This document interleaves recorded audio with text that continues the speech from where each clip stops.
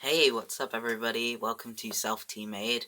My name's Luke and it's Sunday, and this week we've been talking about types of body dysphoria.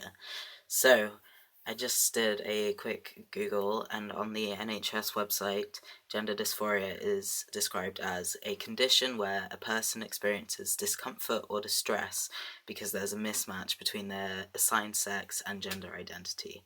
It's sometimes known as gender identity disorder.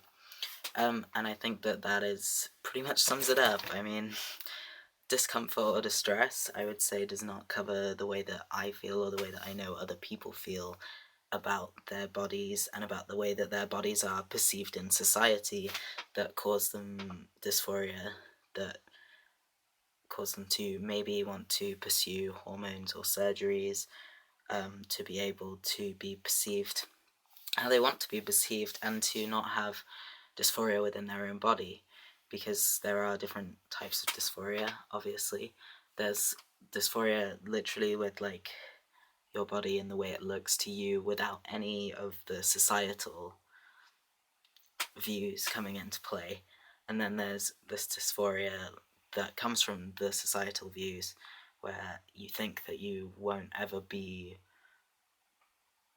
really whatever it is that you are, because society wouldn't see it that way based on the way that your body looks.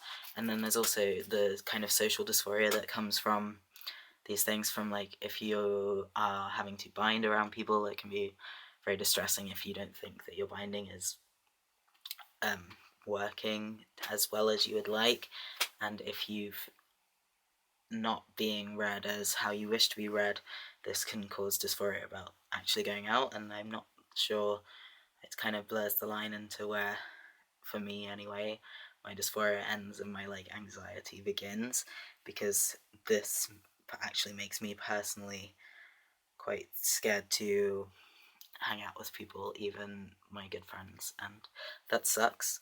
So yeah, I guess that's not really a type of actual body dysphoria, but it comes from the body dysphoria.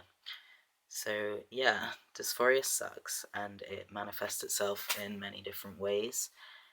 And some trans people choose to seek medical interventions in order to connect more with their bodies and ease and alleviate this body dysphoria, and some don't, and everyone experiences their dysphoria differently as well. So it's quite, it's a heavy topic to think about, because if you suffer with dysphoria, you know that it completely sucks, and if you see someone who doesn't suffer with the same dysphoria as you do, or has had a medical intervention or whatever, and therefore no longer does, you're like, on the one hand, I wish I could be happy with myself, and on the other hand, you're like, oh, I'm so happy for you, and then you're like, I'm so jealous of you, and then you're like, but there's hope for my future. So it's a roller coaster, the dysphoria roller coaster. Yeah, I've gone a little off topic, but I will catch you guys next week. And sorry I wasn't here last week, sorry. But you did get to see Caleb, so not all bad. I'll catch you guys later. Bye.